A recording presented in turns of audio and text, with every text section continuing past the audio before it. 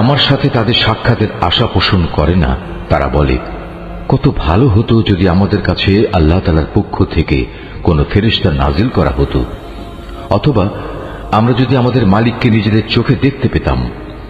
তারা এসব বলে নিজেদের বড় অহংকারী মনে করল এবং আল্লাহ তাআলার নাফরমানিতেও তারা মাত্রাতিরিক্ত সীমা লঙ্ঘন করে ফেলল।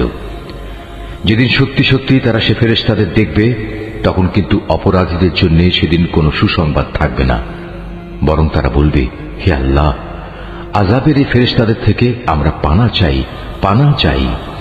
এবার আমি তাদের সেসব কর্মকাণ্ডের দিকে মনোনিবেশ করব যা তারা দুনিয়ায় করে এসেছে। তখন আমি তাদের কাজসমূহ উড়ন্ত ধূলিকণার মতোই নিষ্ফল করে দেব। সেদিন জান্নাতীদের বাসস্থান ও তাদের বিশ্রামের জায়গা হবে অত্যন্ত মনোরম। হে মানুষ, তোমরা সেদিনকে ভয় করো যেদিন আসমান তার মেঘমালা নিয়ে ফেটে পড়বে, আর তারই মাঝ দিয়ে দলে দলে ফেরেশতারা জমিনে নেমে আসবে। সেদিন চূড়ান্ত বাদশাহী হবে দয়াময় আল্লাহ তাআলার জন্য। যারা অস্বীকার করেছে তাদের উপর সেদিনটি হবে বড়ই কঠিন। সেদিন জালেম ব্যক্তি ক্ষোভে দুঃখে নিজের হাত দুটো দংশন করতে করতে বলবে, হায়, আমরা যদি দুনিয়ায় রসুলের সাথে দ্বীনের পথ অবলম্বন করতাম। দুর্ভাগ্য আমার, আমি যদি অমুককে নিজের বন্ধু না বানাতাম। আমার কাছে দ্বীনের উপদেশ আসার পর সে তা থেকে আমাকে বিচ্যুত করে দিয়েছিল। আর শয়তান তো হামেশাই মানুষকে বিপদের সময় একলা ফেলে কেটে পড়ে। সেদিন রসুল বলবে, হে মালিক, অবশ্যই আমার জাতি কোরআনকে একটি পরিত্যাজ্য বিষয় মনে করেছিল। হে নবী, এভাবেই আমি প্রত্যেক যুগের অপরাধীদের প্রত্যেক নবীর দুশমন বানিয়ে থাকি। অতএব তুমি মনক্ষুণ্ণ হও না। তোমার পথ প্রদর্শন ও সাহায্য করার জন্য তোমার মালিকই যথেষ্ট। যারা কোরআন অস্বীকার করে তারা বলে, আচ্ছা, পুরো কোরআনটা তার উপর একবারে নাজিল হল না কেন? আসলে কোরআন তো এভাবেই নাজিল হওয়া উচিত ছিল, যাতে করে এ ওহী দ্বারা আমি তোমার অন্তরকে মজবুত করে দিতে পারি। এ কারণেই আমি একে থেমে থেমে নাজিল করেছি। তাছাড়া ওরা তোমার কাছে যে কোনো ধরনের বিষয় ও সমস্যা নিয়েই আসুক না কেন, আমি সাথে সাথেই তোমার কাছে এর একটা যথার্থ সমাধান এনে হাজির করতে পারি এবং প্রয়োজনে তার একটা সুন্দর ব্যাখ্যাও বলে দিতে পারি। এরা হচ্ছে সেসব লোক যাদের কিয়ামতের দিন মুখের উপর ভর দিয়ে জাহান্নামের সামনে জড়ো করা হবে। ওদের সে স্থানটি হবে অতি নিকৃষ্ট, আর ওরা নিজেরাও হবে অতিশয় পথভ্রষ্ট। অবশ্যই আমি মূসাকে তাওরাত গ্রন্থ দান করেছিলাম এবং তার ভাই হারুনকে তার সাথে তার সাহায্যকারী করেছিলাম। অতঃপর আমি তাদের বলেছিলাম, তোমরা উভয়েই আমার হেদায়েত নিয়ে এমন এক জাতির কাছে যাও যারা আমার আয়াত অস্বীকার করেছে। পরে আমাকে অস্বীকার করায় আমি তাদের সম্পূর্ণরূপে বিনাশ করে দিয়েছি। একইভাবে যখন নূহের সম্প্রদায়ও আমার রসুলদের মিথ্যা সাব্যস্ত করল, তখন আমি তাদের সবাইকে মহাপ্লাবনের পানিতে ডুবিয়ে দিয়েছি এবং আমি ওদের পরবর্তী মানুষদের জন্য শিক্ষণীয় বিষয় করে রেখেছি। আমি জালেমদের জন্য মর্মন্তুদ আযাব ঠিক করে রেখেছি। একই নিয়মে আমি ধ্বংস করে দিয়েছি আদ, সামুদ ও রাসের অধিবাসীদের এবং তাদের অন্তর্বর্তীকালীন আরো বহু সম্প্রদায়কেও। তাদের প্রত্যেকের কাছেই আমি আগের ধ্বংসপ্রাপ্ত জাতিসমূহের নিদর্শনসমূহ উপস্থাপন করেছি, যা দিয়ে আমি তাদের সতর্ক করেছিলাম। কিন্তু কেউই যখন সতর্কবাণী শুনল না, তখন আমি তাদের সবাইকে চূড়ান্তভাবে নির্মূল করে দিয়েছি। এরা তো সে জনপদ দিয়ে নিত্য আসা যাওয়া করে, যার উপর আযাবের বৃষ্টি বর্ষণ করা হয়েছিল। ওরা কি তা দেখছে না? আসল কথা হচ্ছে, এরা পুনরায় জীবিত হওয়ার কোনো আশাই পোষণ করে না। হে নবী, এরা যখন তোমাকে দেখে তখন তোমাকে কেবল ঠাট্টা বিদ্রুপের পাত্র রূপেই গণ্য করে বলে, এ কি সে লোক যাকে আল্লাহ তাআলা রসুল করে পাঠিয়েছেন? এ ব্যক্তিই তো আমাদের দেবতাদের ইবাদত থেকে আমাদের সম্পূর্ণ বিচ্যুতই করে দিত যদি আমরা তাদের উপর দৃঢ় প্রতিষ্ঠিত না থাকতাম।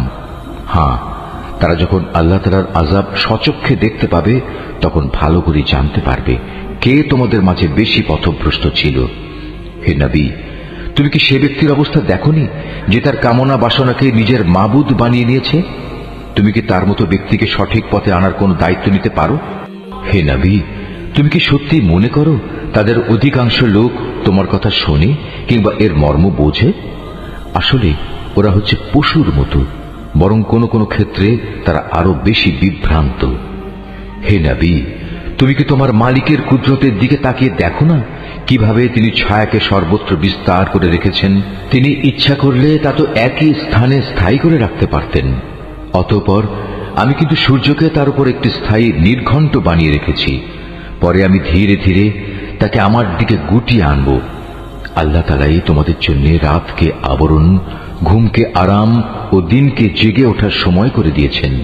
তিনি তার বৃষ্টিরূপী রহমতের আগে সুসংবাদবাহী বায়ু প্রেরণ করেন, অতঃপর আসমান থেকে তার মাধ্যমে বিশুদ্ধ পানি বর্ষণ করেন, যেন তা দিয়ে তিনি মৃত ভূখণ্ডে জীবনের সঞ্চার করতে পারেন এবং তা দিয়ে তার সৃষ্ট অসংখ্য জীবজন্তু ও মানুষের পিপাসা নিবারণ করতে পারেন। পানি বিতরণ পরিকল্পনাকে আমি বারবার তাদের মাঝে সংঘটিত করি, যাতে করে তারা এ বিষয়টি থেকে শিক্ষা গ্রহণ করতে পারে। কিন্তু অধিকাংশ মানুষই আমার অকৃতজ্ঞতা ছাড়া অন্য কিছু করতে অস্বীকার করল। আমি ইচ্ছা করলে প্রতিটি জনপদে এক একজন সতর্ককারী পাঠাতে পারতাম। অতএব তুমি কাফেরদের এই অভিযোগের পেছনে পড়ো না। তুমি এ কোরআন দিয়ে তাদের প্রচন্ড মোকাবেলা করো। তিনি একই জায়গায় দুটো সাগর একসাথে প্রবাহিত করে রেখেছেন। একটি হচ্ছে মিষ্ট ও সুপেয়, আরেকটি লোনা ও ক্ষার বিশিষ্ট। উভয়ের মাঝখানে তিনি একটি সীমারেখা বানিয়ে রেখেছেন। সত্যি এটি একটি অনতিক্রম্য ব্যবধান। তিনি সে মহান সত্তা যিনি মানুষকে এক বিন্দু পানি থেকে পয়দা করেছেন, অতঃপর তিনি তাকে রক্ত সম্পর্ক দ্বারা পরিবার বন্ধন ও বৈবাহিক বন্ধন দ্বারা জামাই শ্বশুরে পরিণত করেছেন। তোমার মালিক প্রভূত ক্ষমতাবান। এ সবকিছু সত্ত্বেও তারা আল্লাহর বদলে এমন সবকিছুর ইবাদত করে যা না তাদের কোনো উপকার করতে পারে, না তাদের কোনো ক্ষতি করতে পারে। আসলে প্রতিটি কাফের ব্যক্তি নিজের মালিকের মোকাবেলায় বিদ্রোহেরই সাহায্যকারী হয়ে থাকে। হে নবী, আমি তো তোমাকে কেবল জান্নাতের সুসংবাদ দাতা ও জাহান্নামের সতর্ককারী রূপে পাঠিয়েছি। তুমি এদের বলো, আমি তো তোমাদের কাছ থেকে এজন্য কোনো পারিশ্রমিক দাবি করছি না। হ্যাঁ, আমি চাই তোমাদের প্রতিটি ব্যক্তি যেন তার মালিক পর্যন্ত পৌঁছার সঠিক রাস্তা অবলম্বন করে। হে নবী, তুমি সেই চিরঞ্জীব সত্তার উপর নির্ভর করো যার মৃত্যু নেই। তুমি তাঁরই সপ্রশংস পবিত্রতা ও মহিমা ঘোষণা করো। তিনি তার বান্দাদের গুনাহ খাতা সম্পর্কে সম্যক ওয়াকিবহাল। তিনি মহান আল্লাহ তাআলা, যিনি আকাশমণ্ডলী, পৃথিবী ও ওদের মধ্যবর্তী সমস্ত কিছু 6 দিনে সৃষ্টি করেছেন। অতঃপর তিনি তার আরশে সমাসীন হন। তিনি অতি দয়াবান আল্লাহ। তার মর্যাদা সম্পর্কে সে লোককে তুমি জিজ্ঞেস করো যে এ সম্পর্কে অবগত আছে। এই আয়াতটি যিনি তেলাওয়াত করবেন এবং যিনি এই আয়াতটির তেলাওয়াত শুনবেন, তাদের সবাইকে এখানে একটি সাজদা আদায় করতে হবে। এটা ওয়াজিব। যখন ওদের বলা হয় তোমরা দয়াময় আল্লাহ তাআলার প্রতি সাজদা বনত হও, তখন তারা বলে, দয়াময় আল্লাহ আবার কে? যাকেই তুমি সিজদা করতে বলবে তাকেই কি আমরা সিজদা করব? বস্তুত তোমার আহ্বান তাদের বিদ্বেষ বরং আরো বাড়িয়ে দিয়েছে। কত মহান সেই সত্তা যিনি আসমানে অসংখ্য গম্বুজ বানিয়েছেন। এরই মাঝে তিনি আবার পয়দা করেছেন প্রদীপ সম একটি সূর্য এবং একটি জ্যোতির্ময় চাঁদ। তিনি রাত ও দিনকে পরস্পরের অনুগামী করেছেন তাদের জন্য যারা এসব কিছু থেকে শিক্ষা গ্রহণ করতে কিংবা সেজন্য আল্লাহর কৃতজ্ঞতা জ্ঞাপন করতে চায়। দয়াময় আল্লাহ তাআলার বান্দা তো হচ্ছে তারা যারা জমিনে নেহায়েত বিনম্রভাবে চলাফেরা করে এবং যখন জাহেল ব্যক্তিরা অশালীন ভাষায় তাদের সম্বোধন করে তখন তারা নেহায়েত প্রশান্তভাবে জবাব দেয়। যারা তাদের মালিকের উদ্দেশ্যে সাজদাবনত হয়ে ও দণ্ডায়মান থেকে তাদের রাতগুলো কাটিয়ে দেয়। যারা বলে, হে আমাদের মালিক, তুমি আমাদের থেকে জাহান্নামের আযাব দূরে রেখো, কেননা তার আযাব হচ্ছে নিশ্চিত বিনাশ। তদুপরি আশ্রয় ও থাকার জন্য তা হবে একটি নিকৃষ্ট জায়গা। তারা যখন ব্যয় করে তখন অপব্যয় যেমন করে না, তেমনি কোনো প্রকার কার্পণ্যও তারা করে না, বরং তাদের ব্যয় সব সময় এ দুয়ের মধ্যবর্তী একটি ভারসাম্যমূলক অবস্থায় অবস্থান করে। যারা আল্লাহ তাআলার সাথে অন্য কোনো মাবুদকে ডাকে না, যথার্থ কারণ ব্যতিরেকে যাকে হত্যা করতে আল্লাহ তাআলা নিষেধ করেছেন তাকে যারা হত্যা করে না, উপরন্তু যারা ব্যভিচার করে না, যে ব্যক্তি এসব অপরাধ করবে সে তার গুনাহের শাস্তি ভোগ করবে। কিয়ামতের দিন তার জন্য এ শাস্তি আরো বাড়িয়ে দেয়া হবে। সেখানে সে অপমানিত হয়ে চিরকাল পড়ে থাকবে। কিন্তু যারা এসব থেকে তওবা করেছে, আল্লাহর উপর ঈমান এনেছে এবং নেক আমল করেছে, আল্লাহ তাআলা এমন সব লোকদের পেছনের গুনাহসমূহ তাদের নেক আমল দ্বারা বদলে দেবেন। আল্লাহ তাআলা ক্ষমাশীল ও পরম দয়ালু। যে ব্যক্তি তওবা করে এবং নেক আমল করে, সে এর দ্বারা সম্পূর্ণত আল্লাহ অভিমুখী হয়ে পড়ে। দয়াময় আল্লাহ তাআলার নেক বান্দা তারাও যারা মিথ্যা সাক্ষ্য দেয় না। ঘটনাচক্রে যদি কোনো অযথা বিষয়ের তারা সম্মুখীন হয়ে যায়, তাহলে একান্ত ভদ্রতার সাথে তারা সেখান থেকে সরে পড়ে। এরা হচ্ছে এমন কিছু লোক, তাদের কাছে যখন তাদের মালিকের কোনো আয়াত পড়ে কোনো কিছু স্মরণ করানো হয়, তখন তারা তার উপর অন্ধ ও বধির হয়ে দাঁড়িয়ে থাকে না। যারা বলে, হে আমাদের মালিক, তুমি আমাদের স্বামী, স্ত্রী ও সন্তান সন্ততিদের থেকে আমাদের জন্য চোখের শীতলতা দান করো, উপরন্তু তুমি আমাদের পরহেজগার লোকদের ইমাম বানিয়ে দাও। এরাই হচ্ছে সেসব লোক, তাদের কঠোর ধৈর্যের বিনিময় স্বরূপ যাদের সুরম্য বালাখানা দেয়া হবে, ফেরেশতাদের পক্ষ থেকে তাদের সম্মানজনক অভিবাদন ও সালাম সহ অভ্যর্থনা জানানো হবে। সেখানে তারা চিরকাল থাকবে। কত উৎকৃষ্ট সে জায়গা আশ্রয় নেওয়ার জন্যে, কত সুন্দর সে জায়গা থাকার জন্যে। হে নবী, তুমি এদের বলো, তোমরা যদি তাকে না ডাকো, তবু আমার মালিক তোমাদের মোটেই পরোয়া করবেন না। যদি তোমরা তাকে ডাকো, তবে তা তোমাদেরই কল্যাণ বয়ে আনবে। কিন্তু তোমরা তো তাকে অস্বীকার করেছ, তাই অচিরেই এটা তোমাদের জন্য কাল হয়ে দেখা দেবে। সূরা আশ-শুআরা। রহমান রহিম আল্লাহ তাআলার নামে। সিন মিম। এ হচ্ছে সুস্পষ্ট গ্রন্থের কতিপয় আয়াত। হে নবী, মনে হচ্ছে তুমি তোমার জীবনটাই ধ্বংস করে দেবে, কেন তারা ঈমান আনছে না সে দুঃখে। অথচ আমি চাইলে এদের উপর আসমান থেকে এমন একটি নিদর্শন নাজিল করতে পারি, যা দেখে তাদের গর্দান তার দিকে ঝুঁকে পড়বে। যখনই দয়াময় আল্লাহ তাআলার কাছ থেকে এদের কাছে কোনো নতুন উপদেশ আসে, তখনই তারা তা থেকে মুখ ফিরিয়ে নেয়।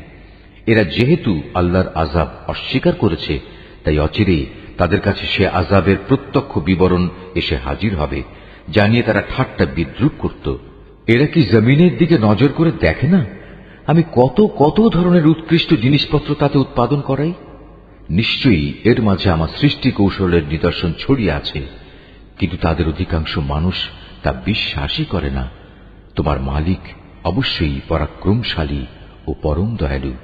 হে নবী, তুমি তাদের সে সময়কার কাহিনী শোনাও, যখন তোমার মালিক মূসাকে ডাকলেন ইসলামের দাওয়াত নিয়ে, যেন জালেম জাতির কাছে যায় যেন ফেরাউনের জাতির লোকদের কাছে। তারা কি আমার ক্রোধকে ভয় করে না? সে বলল, হে আমার মালিক, আমি আশঙ্কা করছি তারা আমাকে মিথ্যা সাব্যস্ত করবে। তাছাড়া আমার হৃদয় সংকীর্ণ হয়ে আসছে, আমার জিহ্বা ভালো করে কথা বলতে পারে না। এমত অবস্থায় আমার সাহায্যের জন্য তুমি হারুনের কাছে নবুত পাঠাও।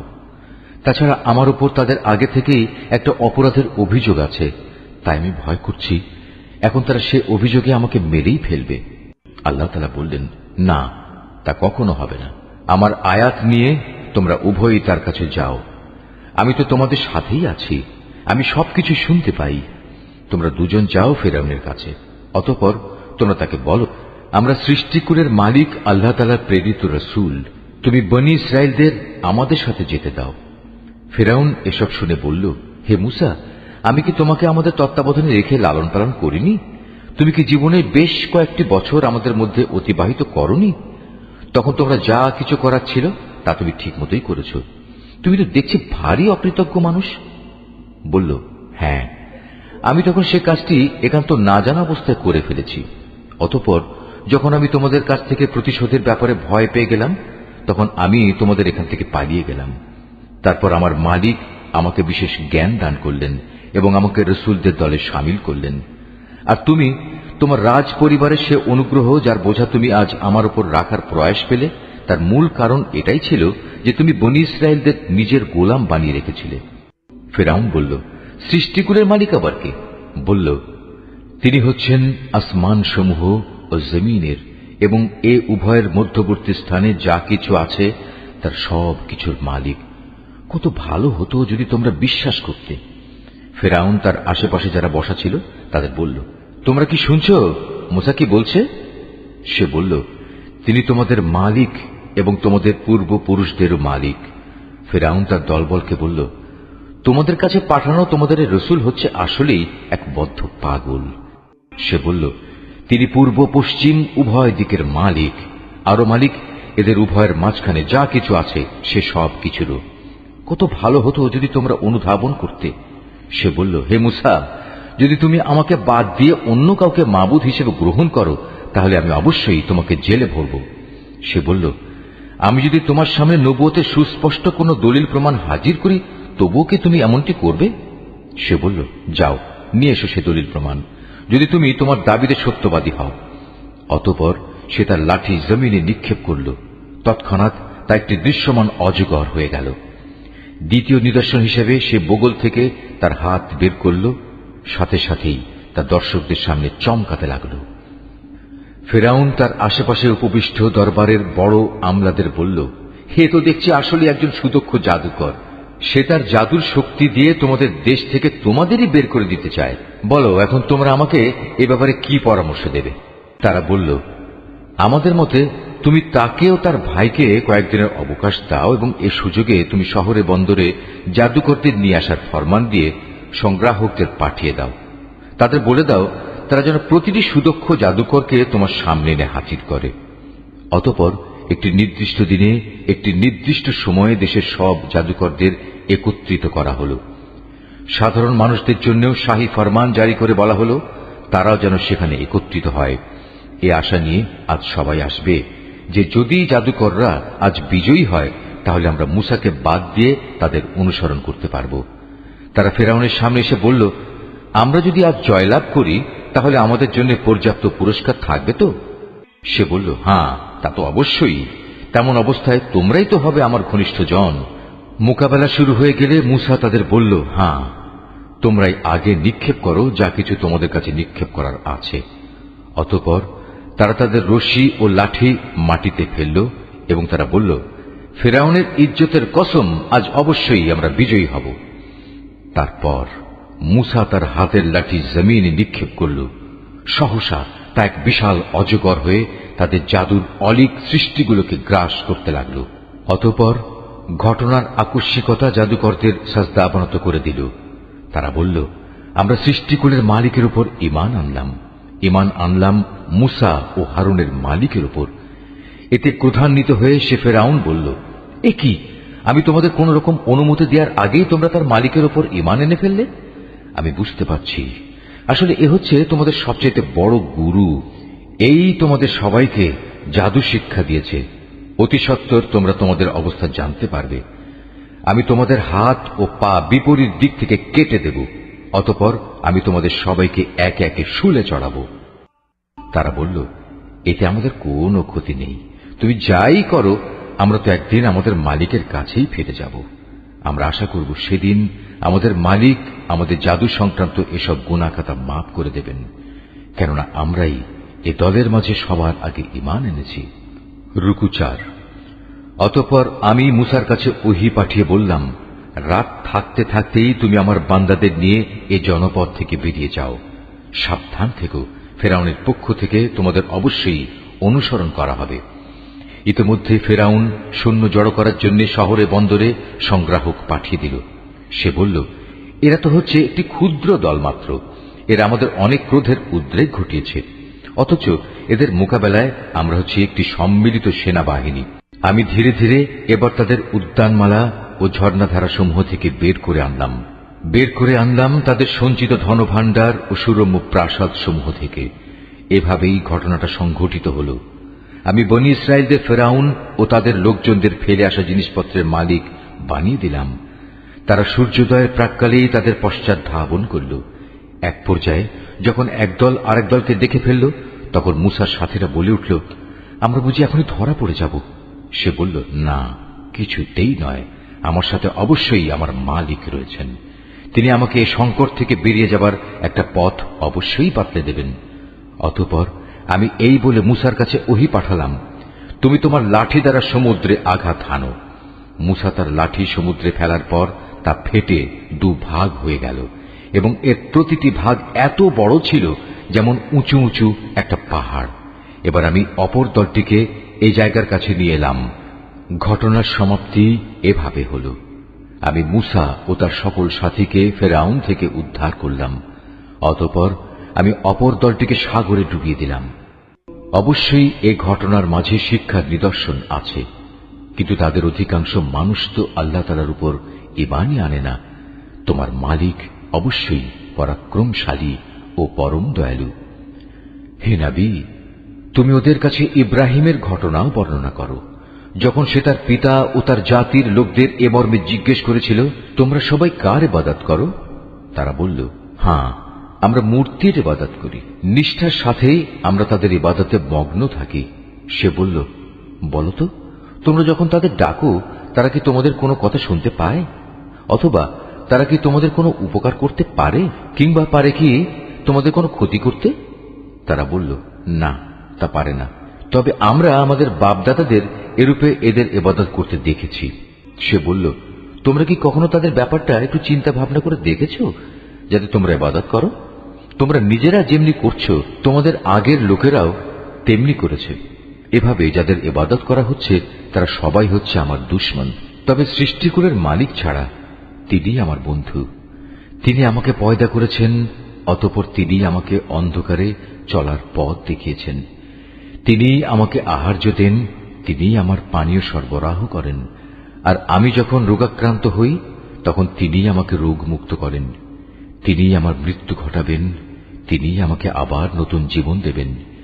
শেষ বিচারের দিন তাঁর কাছ থেকে আমি এ আশা করব, তিনি আমার গুনাহসমূহ মাফ করে দেবেন। অতঃপর ইব্রাহিম দোয়া করল, হে আমার মালিক, তুমি আমাকে জ্ঞান দান করো এবং আমাকে তোমার নেককার মানুষদের সাথে মিলিয়ে রেখো, এবং আগামী প্রজন্মের কাছে তুমি আমার স্মরণ অব্যাহত রেখো। আমাকে তুমি তোমার নিয়ামতে ভরা জান্নাতের অধিকারীদের মধ্যে শামিল করে নিও। আমার পিতাকে হেদায়েতের তৌফিক দিয়ে তুমি মাফ করে দাও, কেননা সে গুমরাহীদের একজন।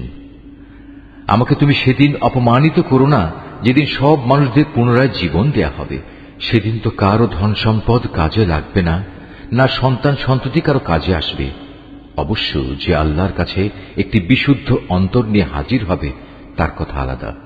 সেদিন জান্নাতকে পরহেজগার লোকদের একান্ত কাছে নিয়ে আসা হবে এবং জাহান্নামকে গুনাহগারদের জন্য উন্মোচিত করে দেয়া হবে। তখন তাদের বলা হবে, বলো, এখন কোথায় তারা? দুনিয়ার জীবনে যাদের তোমরা ইবাদত করতে, যাদের তোমরা আল্লাহ তাআলাকে বাদ দিয়ে ইবাদতের জন্য ডাকতে, আজ তারা তোমাদের কোন রকম সাহায্য করতে পারবে কি? না তারা নিজেদের আল্লাহর আযাব থেকে আজ বাঁচাতে পারবে? অতঃপর যাদের তারা মাবুদ বানাতো, তারা এবং গুমরা মানুষ যারা তাদের ইবাদত করত, সবাইকে সেখানে অধোমুখী করে নিক্ষেপ করা হবে। নিক্ষেপ করা হবে ইবলিসের সমুদায় বাহিনীকেও। সেখানে গিয়ে তারা নিজেরা এক মহা বিতর্কে লিপ্ত হবে এবং প্রত্যেকেই নিজ নিজ মাবুদদের বলবে, আল্লাহ তাআলার কসম, আমরা দুনিয়াতে সুস্পষ্ট গুমরাহিতে নিমজ্জিত ছিলাম। বিশেষ করে যখন আমরা সৃষ্টিকুলের মালিক আল্লাহ তাআলার সাথে তোমাদেরও তার সমকক্ষ মনে করতাম। আসলে এসব বড় বড় গুনার ব্যক্তিরাই আমাদের পথভ্রষ্ট করে দিয়েছে। হায়, আজ আমাদের পক্ষে কথা বলার কেউই রইল না। না আছে এমন কোন শরীর বন্ধু যে আল্লাহ তাআলার কাছে সুপারিশ পেশ করতে পারে। কত ভালো হতো যদি আমাদের আরেকবার দুনিয়ায় পাঠিয়ে দেয়া হতো, তাহলে অবশ্যই আমরা ঈমানদার হয়ে যেতাম। নিঃসন্দেহে এ ঘটনার মাঝেও শিক্ষার বহু নিদর্শন রয়েছে, কিন্তু তাদের অধিকাংশ লোক তো ঈমানই আনে না। নিশ্চয়ই তোমার মালিক পরাক্রমশালী ও পরম দয়ালু। নূহের জাতির লোকেরাও আমার রসুলদের মিথ্যা সাব্যস্ত করেছিল। যখন তাদেরই ভাই নূহ এসে তাদের বলল, হে আমার জাতি, তোমরা কি আল্লাহ তাআলাকে ভয় করো না? নিঃসন্দেহে আমি তোমাদের জন্য একজন বিশ্বস্ত রসুল। অতএব তোমরা একমাত্র আল্লাহ তাআলাকে ভয় করো এবং আমার আনুগত্য করো। আমি এ দাওয়াত পৌঁছানোর জন্য তোমাদের কাছে কোনো পারিশ্রমিক দাবি করি না। আমার যা পারিশ্রমিক তা তো রব্বুল আলামিনের কাছে মজুদ রয়েছে। সুতরাং তোমরা আল্লাহ তাআলাকে ভয় করো এবং আমার আনুগত্য করো।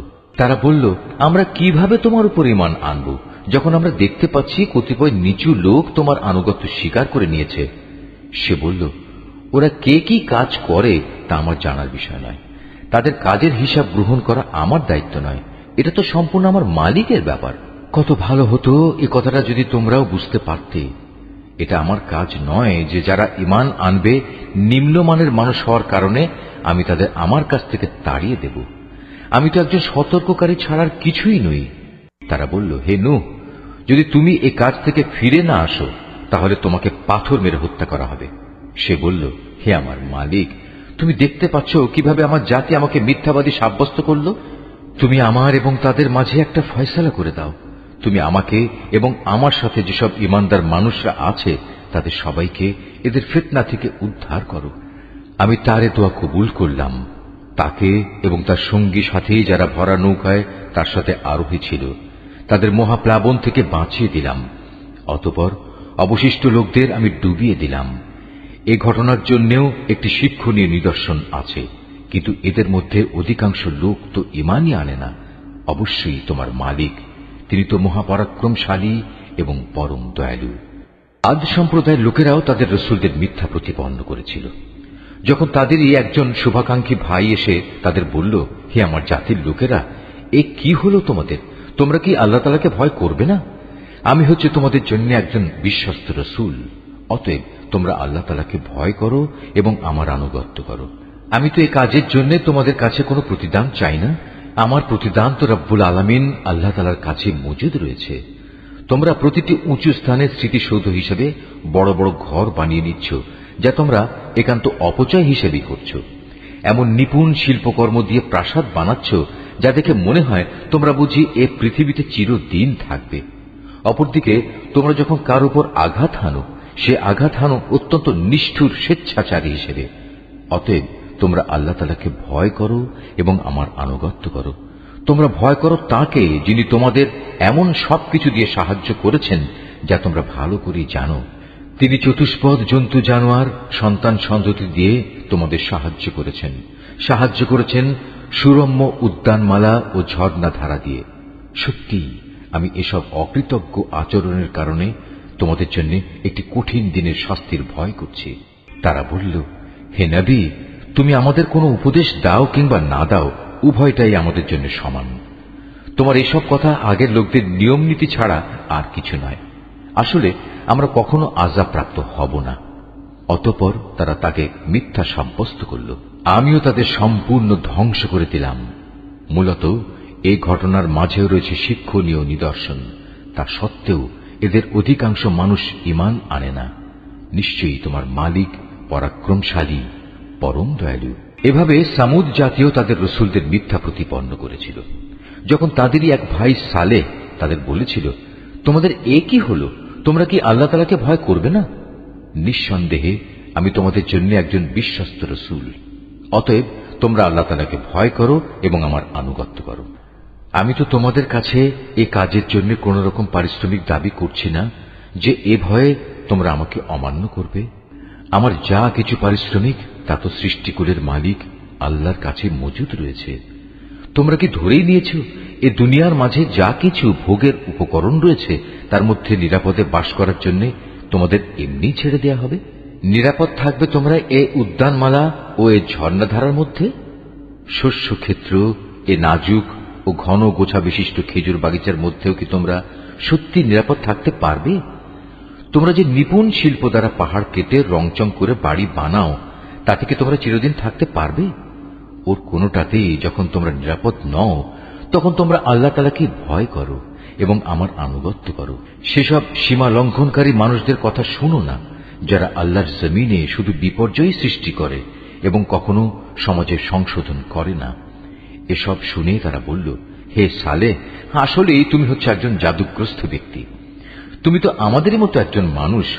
যদি তুমি তোমার দাবিতে সত্যবাদী হও তাহলে ভিন্ন কোনো প্রমাণ নিয়ে এসো। সে বলল, এ উষ্ট্রি হচ্ছে আমার নবুয়তের প্রমাণ। এর জন্য কুয়ার পানি পান করার একটি নির্দিষ্ট পালা থাকবে, আর একটি নির্দিষ্ট দিনের পালা থাকবে তোমাদের পশুদের পানি পান করার জন্য।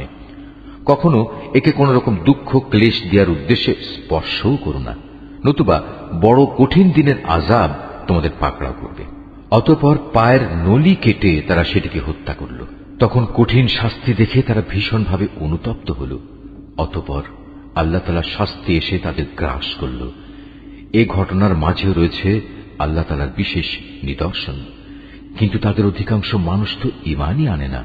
নিঃসন্দেহে তোমার মালিক মহাপরাক্রমশালী, পরম দয়ালু।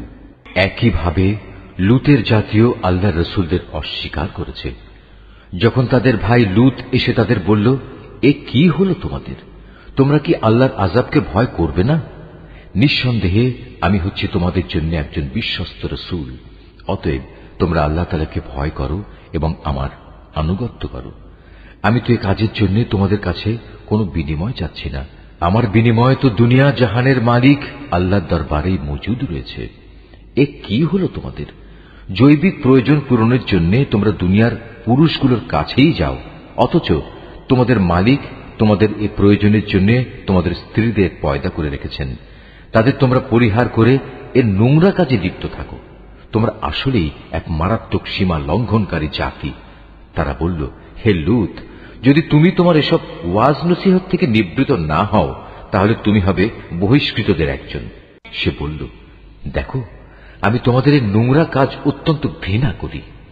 এবার লূত আল্লাহ তাআলাকে বলল, হে আমার মালিক, তারা যা কিছু করে তুমি আমাকে এবং আমার পরিবার পরিজনকে সেসব ঘৃণিত কাজ থেকে বাঁচাও। অতঃপর আমি লূত ও তার পরিবার পরিজনদের সকলকে উদ্ধার করলাম, তার পরিবারের এক পাপী বৃদ্ধাকে বাদ দিয়ে। সে উদ্ধারের সময় পেছনেই থেকে গেল এবং আযাবে নিমজ্জিত হয়ে গেল। অতঃপর অবশিষ্ট সবাইকেই আমি সম্পূর্ণ ধ্বংস করে দিলাম।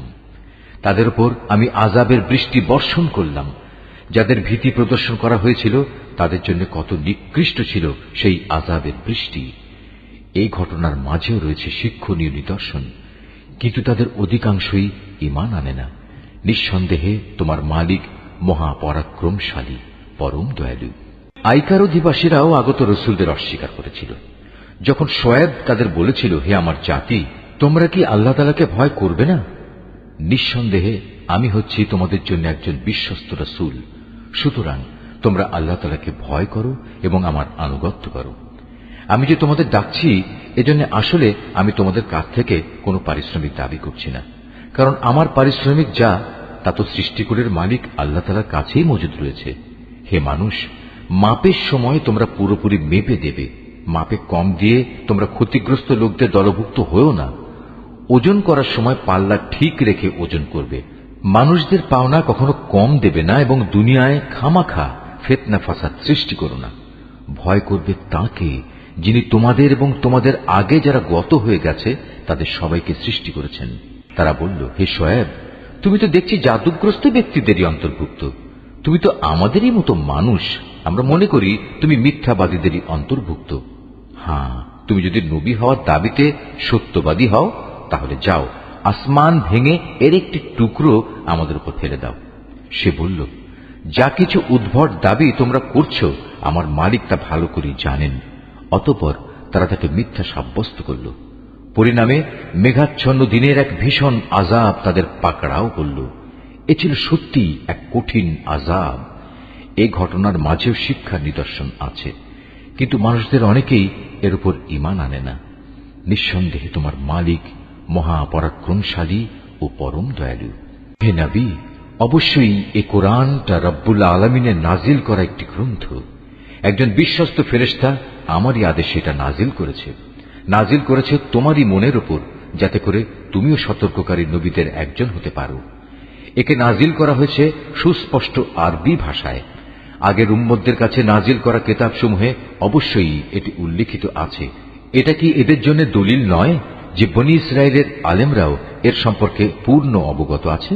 যদি আমি এ কোরআনকে আরবির বদলে অন্য কোনো অনারবের ওপর তার ভাষায় নাজিল করতাম, তারপর সে অনারব ব্যক্তি তাদের কাছে এসে এটা কিতাব পাঠ করত, অতঃপর ভাষাগত অজুহাত তুলে এর উপর তারা মোটেই ঈমান আনত না। এভাবেই আমি এ বিষয়টি নাফরমান অপরাধীদের অন্তরে প্রবেশ করিয়ে দিয়েছি। তারা কখনো এর উপর ঈমান আনবে না যতক্ষণ না তারা কোনো কঠিন আযাব নিজেদের চোখে দেখতে পাবে। আর সে আযাব কিন্তু তাদের কাছে আসবে একান্ত আকস্মিক ভাবেই, তারা কিছুই টের পাবে না। তখন তারা বলবে, আমাদের কি কিছু সময়ের জন্য অবকাশ দেয়া হবে না? অথচ সে লোকগুলোই একসময় আযাব ত্বরান্বিত করতে চেয়েছিল। তুমি এ বিষয়টা চিন্তা করে দেখেছ কি? যদি আমি তাদের অনেক দিন ধরে পার্থিব ভোগবিলাস ভোগ করতেও দিই, তারপর যে আযাব সম্পর্কে তাদের ওয়াদা করা হয়েছিল তা যদি সত্যি তাদের কাছে এসে পড়ে, তাহলে এই যে বৈষয়িক বিলাস তারা ভোগ করছিল তা সব কি কোনো কাজে লাগবে? আমি কাফেরদের কোন জনপদকেই ধ্বংস করিনি যার জন্য পূর্বেই কোন সতর্ককারী নবী পাঠানো হয়নি। তা হচ্ছে সুস্পষ্ট উপদেশ। আর আমি তো জালেম নই যে সতর্ক না করেই তাদের ধ্বংস করে দেব। এ কোরআন কোন শয়তান নাজিল করেনি। ওরা এ কাজের যোগ্যও নয়, না তারা তেমন কোনো ক্ষমতা রাখে। তাদের তো ওহী শোনা থেকেও বঞ্চিত রাখা হয়েছে। অতএব তুমি কখনো আল্লাহ তাআলার সাথে অন্য কোন মাবুদকে ডেকো না, নতুবা তুমিও শাস্তিযোগ্য হয়ে পড়বে। হে নবী, তুমি তোমার নিকটতম আত্মীয় স্বজনদের আল্লাহ তাআলার আযাব থেকে ভয় দেখাও। যে ব্যক্তি ঈমান নিয়ে তোমার অনুবর্তন করবে, তুমি তার প্রতি স্নেহের আচরণ করো। আবার যদি কেউ তোমার সাথে নাফরমানি করে, তাহলে তুমি তাকে বলে দাও, তোমরা আল্লাহ তাআলার সাথে যে আচরণ করছো তার পরিণামের জন্য আমি কিন্তু মোটেই দায়ী নই। তাদের অবাধ্য আচরণে তুমি মনক্ষুণ্ণ হইও না, তুমি বরং সর্বোচ্চ পরাক্রমশালী ও দয়ালু আল্লাহ তাআলার উপরই ভরসা করো, যিনি তোমাকে দেখতে থাকেন যখন তুমি নামাজে দাঁড়াও, এবং সিজদাকারীদের মাঝে তোমার ওঠা বসাও তিনি দেখেন। অবশ্যই তিনি সব কিছু শোনেন, সব কিছু জানেন। হে নবী, আমি কি তোমাকে বলে দেব শয়তান কার উপর সাওয়ার হয়? শয়তান তো সাওয়ার হয় প্রতিটি ঘোর মিথ্যাবাদী ও পাপী মানুষদের উপর। ওরা শয়তানের কথা শোনার জন্য কান পেতে থাকে, আর তাদের অধিকাংশই হচ্ছে নিরেট মিথ্যাবাদী। আমার নবী কবি নয়। কবিরা তো অধিকাংশই পথভ্রষ্ট হয়। কবিদের অনুসরণ করে আরো কতিপয় গোমরা ব্যক্তি। তুমি কি দেখতে পাও না, ওরা কল্পনার হাওয়ায় চড়ে প্রতিটি ময়দানে উদ্ভ্রান্তের মতো ঘুরে বেড়াচ্ছে। এরা এমন কথা অন্যদের বলে যা তারা নিজেরা করে না। তবে যারা আল্লাহর উপর ঈমান আনে ও সেই অনুযায়ী নেক কাজ করে এবং বেশি করে আল্লাহ তাআলাকে স্মরণ করে, তাদের কথা আলাদা। তাদের উপর জুলুম করার পরেই কেবল তারা আত্মরক্ষামূলক প্রতিশোধ গ্রহণ করে। আর জুলুম যারা করে তারা অচিরেই জানতে পারবে তাদের একদিন কোথায় ফিরে যেতে হবে। সূরা আন-নামল। রহমান রহিম আল্লাহ তাআলার নামে। তাসিন। এগুলো হচ্ছে কোরআনেরই আয়াত এবং সুস্পষ্ট কিতাবের কতিপয় অংশ। ঈমানদারদের জন্য এটা হচ্ছে হিদায়াত ও সুসংবাদবাহী গ্রন্থ। তাদের জন্য যারা নামাজ প্রতিষ্ঠা করে, যাকাত আদায় করে, সর্বোপরি কিয়ামত দিবসের উপর যারা বিশ্বাস স্থাপন করে, যারা শেষ বিচারের দিনের উপর ঈমান আনে না, তাদের জন্য তাদের যাবতীয় কর্মকাণ্ড আমি সুন্দর শোভন করে রেখেছি। ফলে তারা উদ্ভ্রান্তের মতো আপন কর্মকাণ্ডের চারপাশে ঘুরে বেড়ায়। এরাই হচ্ছে সেসব লোক যাদের জন্য রয়েছে জাহান্নামের কঠিন আযাব, আর পরকালেও এ লোকেরা ভীষণ ক্ষতির সম্মুখীন হবে। হে নবী, নিশ্চয়ই প্রবল প্রজ্ঞাময় সর্বজ্ঞ আল্লাহ তাআলার পক্ষ থেকে তোমাকে এ কোরআন দেওয়া হয়েছে। স্মরণ করো যখন মুসা তার পরিবারের লোকজনদের বলেছিল, আমি আগুন সদৃশ্য কিছু একটা দেখতে পেয়েছি, সেখান থেকে আমি এক্ষুনি তোমাদের কাছে হয় পথঘাটের ব্যাপারে কোনো খোঁজ খবর কিংবা তোমাদের জন্য একটি অঙ্গার নিয়ে আসব, যাতে করে তোমরা এ ঠান্ডার সময় আগুন পোহাতে পারো। অতঃপর সে যখন আগুনের কাছে পৌঁছল, তখন তাকে অদৃশ্য থেকে আওয়াজ দেওয়া হলো, বরকতময় হোক সে নূর যা এ আগুনের ভেতর আলোকিত হয়ে আছে, বরকতময় হোক সে মানুষ যে এর আশেপাশে রয়েছে। সৃষ্টিকুলের মালিক আল্লাহ তাআলা কত পবিত্র, প্রশংসিত। আওয়াজ এলো, হে মুসা, আমি হচ্ছি আল্লাহ তাআলা, মহাপরাক্রমশালী ও প্রবল প্রজ্ঞাময়। হে মুসা, তুমি তোমার হাতের লাঠিটা জমিনে নিক্ষেপ করো। অতঃপর সে যখন তাকে দেখল জমিনে জীবিত সাপের মতো তা ছুটাছুটি করছে, তখন সে কিছুটা ভীত হয়ে উল্টো দিকে দৌড়তে লাগলো, পেছনের দিকেও তাকালো না। আমি বললাম, হে মুসা, ভয় পেও না, আমার সামনে নবী রসুলরা কখনো ভয় পায় না। হ্যাঁ, যদি কেউ কখনো কোনো অন্যায় করে তাহলে তা ভিন্ন কথা, কিন্তু সে যদি অন্যায়ের পর তার বদলে পুনরায় নেক আমল করে, তাহলে সে যেন জেনে রাখে আমি অবশ্যই ক্ষমাশীল ও পরম দয়ালু। হে মুসা, এবার তুমি তোমার হাত দুটো তোমার জামার বুক পকেটের ভেতর ঢুকিয়ে দাও। বের করে আনলে দেখবে কোন রকম দোষ ত্রুটি ব্যতি রেখেই তা উজ্জ্বল হয়ে বেরিয়ে এসেছে। এই মোজেজাগুলো সে 9টি নিদর্শনেরই অন্তর্গত, যা ফেরাউন ও তার জাতির জন্য আমি মুসার সাথে পাঠিয়েছিলাম। ওরা অবশ্যই ছিল একটি গুনাহগার জাতি। অতঃপর যখন তাদের কাছে আমার উজ্জ্বল নিদর্শনসমূহ হাজির হল, তখন তারা বলল, এ তো হচ্ছে স্পষ্ট জাদু। তারা জুলুম ও ঔদ্ধত্যের কারণে তার সবকিছু প্রত্যাখ্যান করল, যদিও তাদের অন্তর এসব নিদর্শন সত্য বলে গ্রহণ করে নিয়েছিল। অতঃপর হে নবী, তুমি দেখে নাও আমার জমিনে বিপর্যয় সৃষ্টিকারীদের কি পরিণাম হয়েছিল। আমি অবশ্যই দাউদ এবং সুলাইমানকে দিন দুনিয়ার জ্ঞান দান করেছিলাম। তারা উভয়ই বলল, যাবতীয় তারিফ আল্লাহ তাআলার, যিনি তার বহু ইমানদার বান্দার উপর আমাদের শ্রেষ্ঠত্ব দান করেছেন। দাউদের মৃত্যুর পর সুলাইমান দাউদের উত্তরাধিকারী হল। উত্তরাধিকার পেয়ে সে তার জনগণকে বলল, হে মানুষরা, আমাকে আল্লাহ তাআলার পক্ষ থেকে পাখিদের বুলি পর্যন্ত শেখানো হয়েছে। এছাড়াও আমাকে দুনিয়ার প্রতিটি জিনিসই দেওয়া হয়েছে। এ হচ্ছে আল্লাহ তাআলার এক সুস্পষ্ট অনুগ্রহ। সুলাইমানের সেবার জন্য মানুষ, জিন ও পাখিদের মধ্যে থেকে এক বিশাল বাহিনী সমবেত করা হয়েছিল। এরা আবার বিভিন্ন বুহে সুবিন্যস্ত ছিল। সুলাইমান একবার অভিযানে বের হল। তারা যখন পিপিলিকা অধ্যুষিত উপত্যকায় পৌঁছল, তখন একটি স্ত্রী পিপিলিকা তার স্বজনদের বলল, হে পিপিলিকার দল, তোমরা দ্রুত নিজ নিজ গর্তে ঢুকে পড়ো। দেখো, এমন যেন না হয় সুলাইমান ও তার বাহিনী নিজেদের সম্পূর্ণ অজান্তে তোমাদের পায়ের নিচে পিষে ফেলবে। তার কথা শুনে সুলাইমান একটু মৃদু হাসি হাসল এবং বলল, হে আমার মালিক, তুমি আমাকে তৌফিক দাও যাতে করে এই পিপিলিকাটির ব্যাপারেও আমি অমনোযোগী না হই, এবং আমাকে ও আমার পিতা মাতাকে তুমি যেসব নেয়ামত দান করেছ, আমি যেন বিনয়ের সাথে তার কৃতজ্ঞতা আদায় করতে পারি। আমি যেন এমন সব নেক কাজ করতে পারি যা তুমি পছন্দ করো। অতঃপর তুমি তোমার অনুগ্রহ দিয়ে আমাকে তোমার নেককার মানুষদের অন্তর্ভুক্ত করে নাও। একবার সে তার পাখি বাহিনী পর্যবেক্ষণ করতে শুরু করল এবং এক পর্যায়ে বলল, কি ব্যাপার, হুদহুদ নামক পাখিটা দেখছি না যে? সে কি আজ সত্যি অনুপস্থিত? হয় সে এই অনুপস্থিতির কোনো পরিষ্কার কারণ নিয়ে আমার কাছে হাজির হবে, না হয় তাকে আমি অবহেলার জন্য কঠিন শাস্তি দেব, অথবা বিদ্রোহ প্রমাণিত হলে তাকে আমি হত্যাই করে ফেলব। এই খোঁজাখুঁজির পর বেশিক্ষণ সময় অতিবাহিত হয়নি। সেই পাখিটি ছুটে এসে বলল, হে বাদশাহ, আমি এমন এক খবর জেনেছি যা তুমি এখনো অবগত হওনি। আমি তোমার কাছে সাবা জাতির একটি নিশ্চিত খবর নিয়ে এসেছি। আমার অনুপস্থিতির এ হচ্ছে কারণ। আমি সেখানে এক রমণীকে দেখেছি, তাদের উপর সে রাজত্ব করছে। দেখে মনে হলো তাকে দুনিয়ার সব কয়টি জিনিসই বুঝিয়ে দেওয়া হয়েছে। তদুপরি তার কাছে আছে বিরাট এক সিংহাসন। আমি তাকে এবং তার জাতিকে দেখলাম, তারা আল্লাহ তাআলাকে বাদ দিয়ে সূর্যকে সেজদা করছে। মূলত শয়তান তাদের এসব পার্থিব কর্মকাণ্ড তাদের জন্য শোভন করে রেখেছে এবং সে তাদের সৎ পথ থেকেও নিবৃত্ত করেছে। ফলে ওরা হেদায়েত লাভ করতে পারছে না। শয়তান তাদের বাধা দিয়েছে যেন তারা আল্লাহ তাআলাকে সাজদা করতে না পারে, যিনি আসমান সমূহ ও জমিনের উদ্ভিদ সহ সব গোপন জিনিস বের করে আনেন। তিনি জানেন তোমরা যা কিছু গোপন করো এবং যা কিছু প্রকাশ করো। এই আয়াতটি যিনি তেলাওয়াত করবেন এবং যিনি এই আয়াতটির তেলাওয়াত শুনবেন, তাদের সবাইকে এখানে একটি সাজদা আদায় করতে হবে। এটা ওয়াজিব।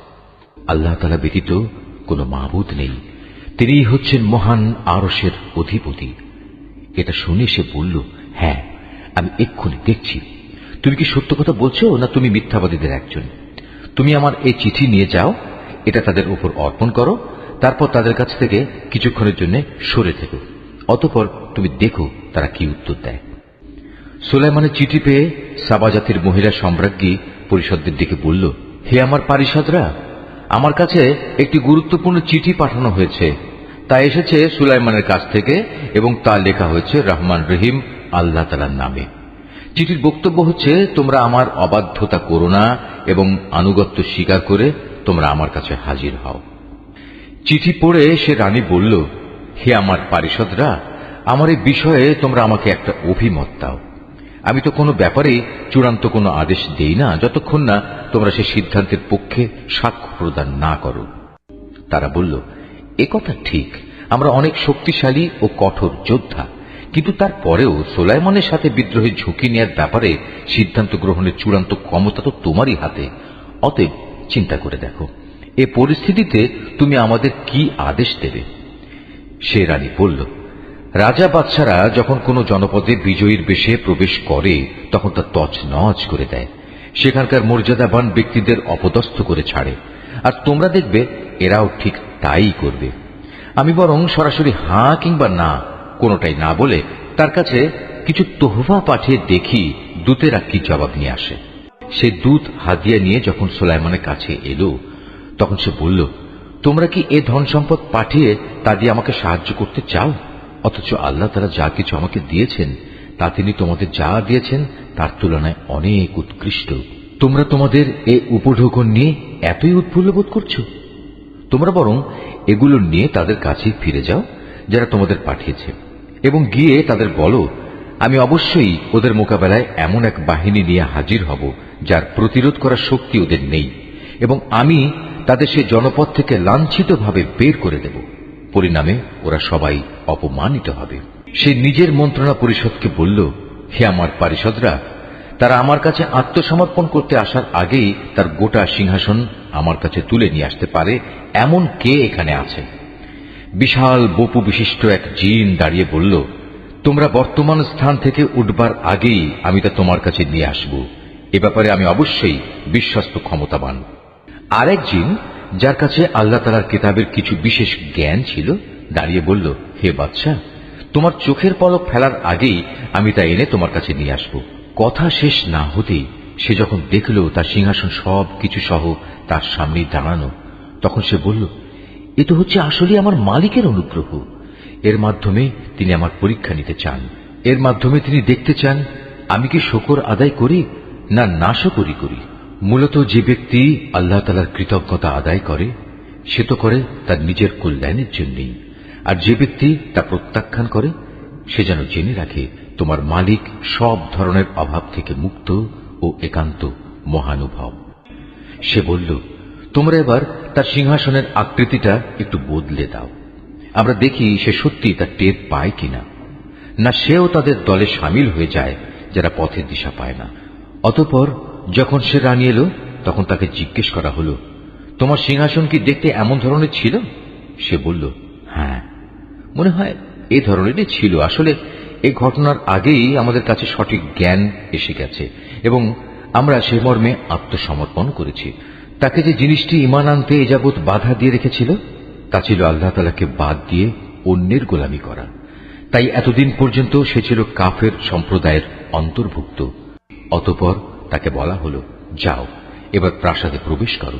সে যখন প্রাসাদের আয়নাসম বারান্দা দেখল তখন তার মনে হলো এ যেন স্বচ্ছ জলাশয়, এবং এটা মনে করেই সে তার উভয় হাঁটু পর্যন্ত কাপড় টেনে তুলে ধরল। তার আচরণ দেখে সে সুলাইমান বলল, এটি হচ্ছে স্ফটিক নির্মিত প্রাসাদ। সে মহিলা বলল, হে আমার মালিক, আমি এতদিন আমার নিজের উপর জুলুম করে এসেছি। আজ আমি আনুগত্যের স্বীকৃতি দিয়ে সুলাইমানের সাথে আল্লাহ রাব্বুল আলামিনের উপর ঈমান আনলাম। আমি সামুদ জাতির কাছে তাদের ভাই সালেহকে পাঠিয়েছিলাম। সে বলেছিল, তোমরা এক আল্লাহ তাআলার ইবাদত করো। এ আহ্বানের সাথে সাথে তার জাতির লোকেরা মোমেন ও কাফের এই দুদলে বিভক্ত হয়ে পরস্পর বিতর্কে লিপ্ত হয়ে গেল। সে বলল, এ কি হলো তোমাদের? তোমরা কেন ঈমানের কল্যাণের পরিবর্তে আযাবের অকল্যাণ ত্বরান্বিত করতে চাইছ? কেন তোমরা আল্লাহ তাআলার কাছে ক্ষমা প্রার্থনা করছো না? এতে করে তোমাদের উপর অনুগ্রহ করা হতে পারে। এসব শুনে তারা বলল, তোমাকে এবং তোমার সাথে যারা আছে তাদের সবাইকে আমরা আমাদের দুর্ভাগ্যের কারণ হিসেবেই দেখতে পেয়েছি। একথা শুনে সে বলল, আসলে তোমাদের শুভাশুভ সবই তো আল্লাহ তাআলার এখতিয়ারে। মূলত তোমরা এমন এক দলের লোক যাদের আল্লাহ তাআলার পক্ষ থেকে পরীক্ষা করা হচ্ছে। সে শহরে ছিল নেতা গোছের এমন 9 জন লোক যারা আমার জমিনে বিপর্যয় সৃষ্টি করে বেড়াত। সংশোধনমূলক কোনো কাজই তারা করত না। একদিন তারা একজন আরেকজনকে বলল, চলো আমরা আল্লাহর নামে সবাই কসম করি, আমরা রাতের বেলায় তাকে ও তার ঈমানদার সাথীদের মেরে ফেলব। অতঃপর তদন্তে এলে আমরা তার উত্তরাধিকারীকে বলবো, তার পরিবার পরিজনকে হত্যা করার সময় আমরা তো সেখানে উপস্থিত ছিলামই না। আমরা অবশ্যই সত্য কথা বলছি। তারা যখন সালেহকে মারার জন্য এই চক্রান্ত করছিল, তখন আমিও তাকে রক্ষা করার জন্য এমন এক কৌশল বের করলাম যা তারা বিন্দু মাত্র বুঝতে পারেনি। হে নবী, আজ তুমি দেখো তাদের চক্রান্তের কি পরিণাম হয়েছে। আমি তাদের এবং তাদের জাতির সবাইকে ধ্বংস করে দিয়েছি। চেয়ে দেখো, এ হচ্ছে তাদের ঘর বাড়ি, তাদেরই জুলুমের কারণে তা জনশূন্য বিরান হয়ে পড়ে আছে। অবশ্যই এই ঘটনার মাঝে জ্ঞানবান মানুষদের জন্য শিক্ষার অনেক নিদর্শন রয়েছে। যারা আল্লাহ তাআলার উপর ঈমান এনেছে এবং আল্লাহ তাআলাকে ভয় করেছে, আমি তাদের আমার আযাব থেকে মুক্তি দিয়েছি। আর হে নবী, তুমি লূতের কথাও এদের স্মরণ করাও, যখন সে তার জাতিকে বলল, তোমরা কেন অশ্লীল কাজ করছো, অথচ তোমরা এর পরিণাম ভালো করেই দেখতে পাচ্ছ। তোমরা কি তোমাদের যৌন তৃপ্তির জন্য নারীকে বাদ দিয়ে পুরুষের কাছেই আসবে? মূলত তোমরা হচ্ছে একটি মূর্খ জাতি।